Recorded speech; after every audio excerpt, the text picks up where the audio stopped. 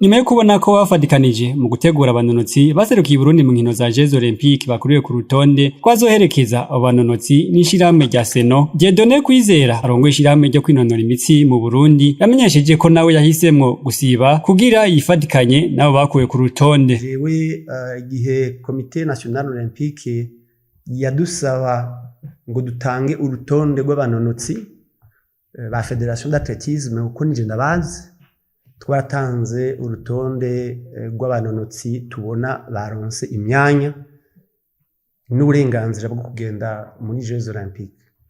Ubwo rutonde narwo kugira ndarutange mandaronse uburenganzira bwa Federation Internationale World Athletics jewe nserukira ngaha mu Burundi, ngaca ndabirungikira Comité National Olympique. Rero birungitse ivyo warungitse kandi ari we ujejwe abanonotsi ukajejwe n'abamenyereza hama bakabakuramwo bakitorera abandi je ntabahaye, urumva yuko jewe ntari gushobora kuvyemera, naco gituma ashobora kugenda abanonotsi ababamenyereje nzi kandi babakurikiranye twakoranye imyaka 4 iheze gushika ubu basigaye inyuma, hama nanje ngo ngende ndabataye ngahe. Ejo izi Jeux Olympiques ziraheze, tugira dutangure gutegura izindi Jeux Olympiques zizoba Los Angeles mu 2028.